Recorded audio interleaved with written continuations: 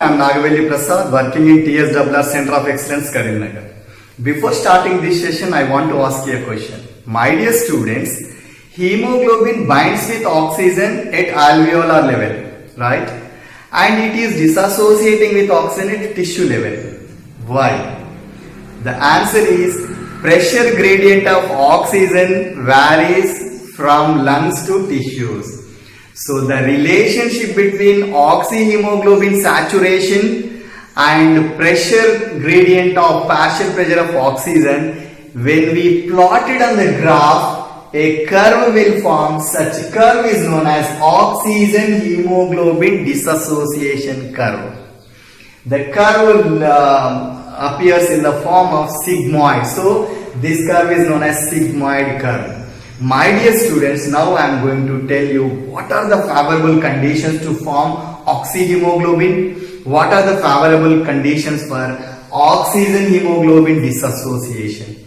Let us see first oxyhemoglobin formation. There should be less percent of or less concentration of carbon dioxide and lesser temperature and high pH. These three conditions are present in lungs so that oxygen hemoglobin and binding with oxygen to form oxyhemoglobin. Clear? At the tissue level, what happens? Carbon dioxide pressure is more because at the end of respiration carbon dioxide produces.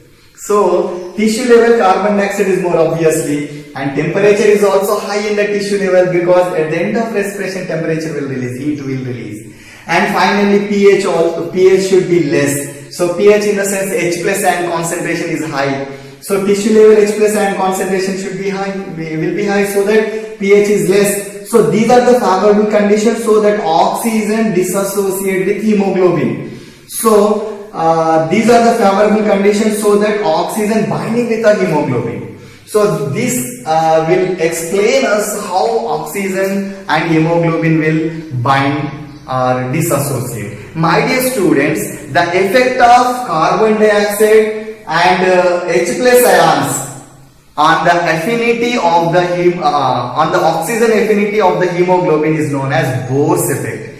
Bohr's effect reveals that the effect of carbon dioxide and the effect of H plus ion concentration involves or interferes the oxyhemoglobin formation. So this is regarding oxyhemoglobin dissociation curve. Thank you. The question for this session is, what is Bohr effect?